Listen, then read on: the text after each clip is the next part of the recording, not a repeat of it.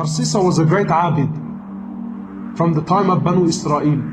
Great abid, great pious man. He was a monk. Nowadays, a sheikh. And my brothers, as I share the story of Barsisa with you, don't think of Barsisa, think about yourself.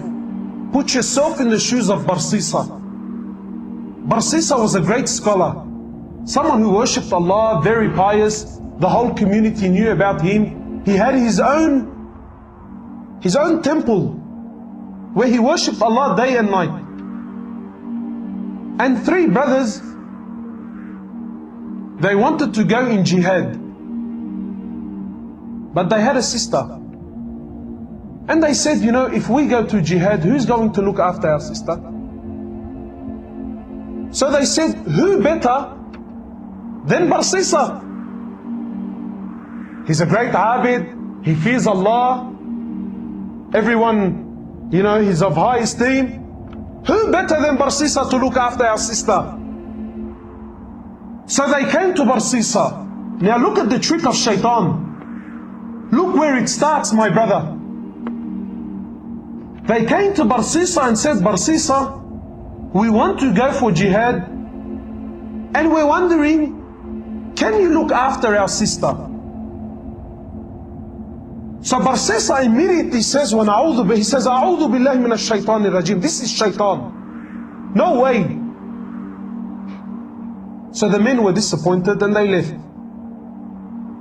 Then shaitan came to Barsisa. He's not shaitan. Today he's our sheikh. So we'll call him Sheikh Shaitan. So Sheikh Shaitan came to Barsisa and said, Barsisa, brother, what are you doing? These men, they want to go for jihad. They're going for good. They're going for the sake of Allah. Barsisa, if you do not look after her, who's going to look after her? You are the most noble, Barsisa. You are the most pious man.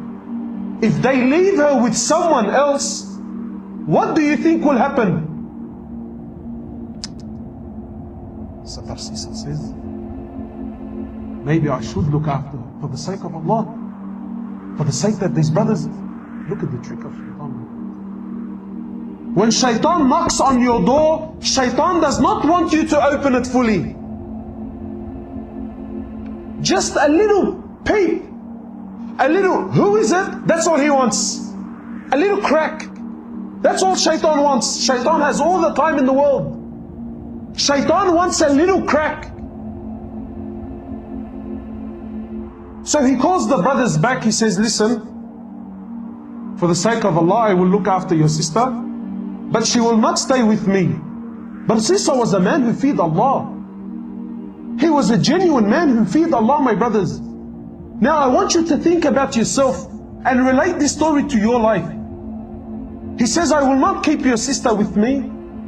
She will stay in the house I have at the back of my temple. She will stay there and I will stay here. The brothers agreed. Said, no problem. The brothers went to jihad.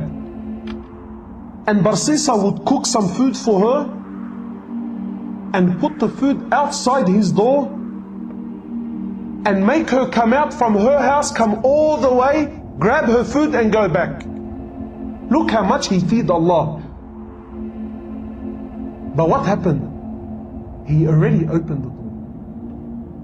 So this happened for some time, and shaitan has plenty of time on his hands, no problem. Take your time, brother, take your time. Until eventually, shaitan comes to Barsisa. He says, Barsisa, don't you know that when you put the food outside, she has to come from her house, walk all the way to grab her food? And this is a fitna. People can see her. People can see her. I think you should put the food on her doorstep. Makes logic sense? So Barsisa cooks her food, goes to her door, knocks on her door and comes back. After some time, Barsisa, Sheikh Shaitan says to Barsisa, she still has to open her door. put the food inside the house. So this happened for some time, and the brothers took long. Now Sheikh Shaitan says to Barsisa, he says, Barsisa, you know, it's been a long time. This woman has no one to talk to, no friend, nobody to socialize. Maybe you should talk to her. Otherwise she will go outside and, Allahu Alam, cause fitna outside. For the sake of Allah, not for, no, brother, for the sake of Allah. So Barsisa now, he goes to the house.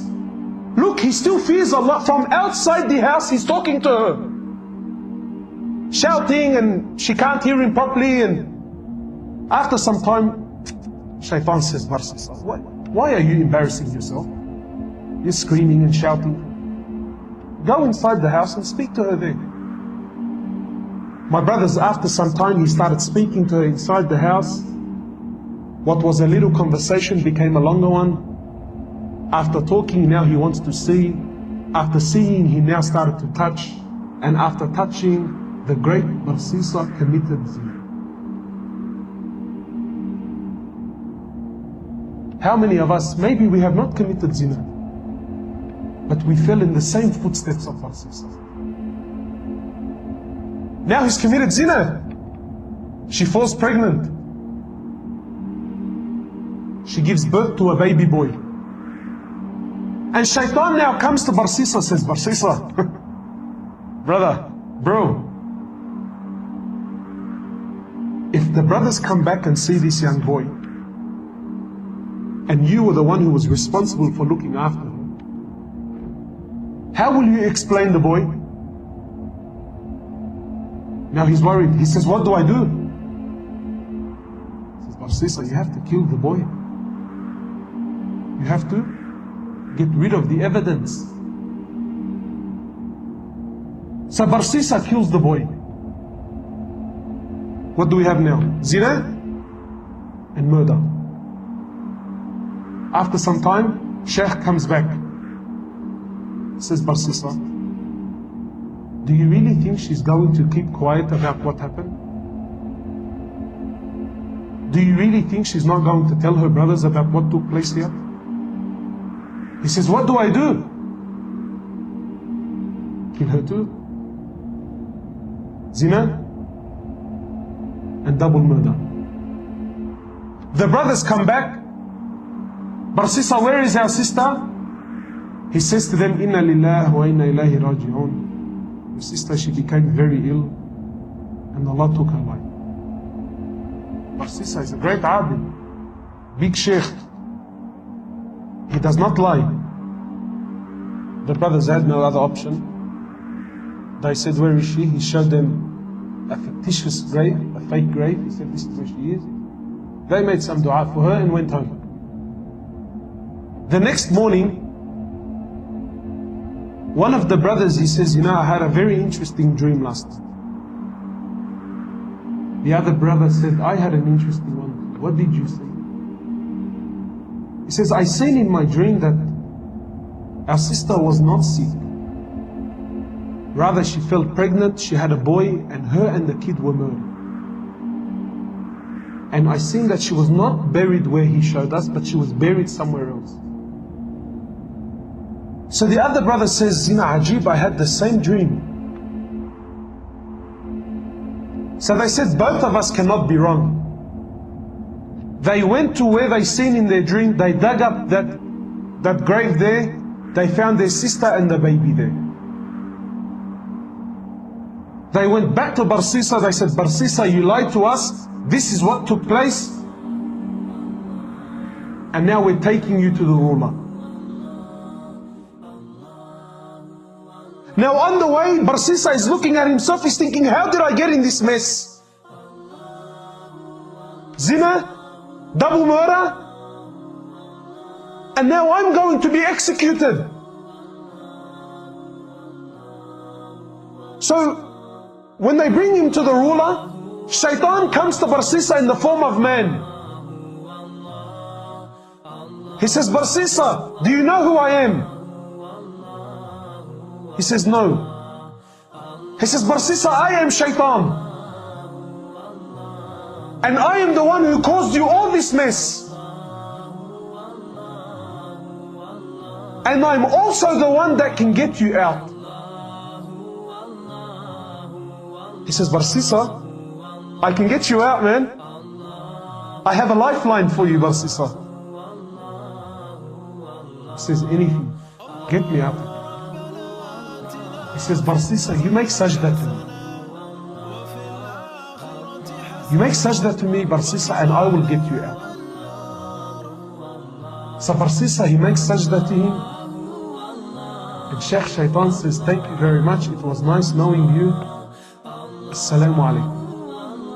And shortly after, he was crucified. The last action in his life was what? Shirk, kufr to the highest level.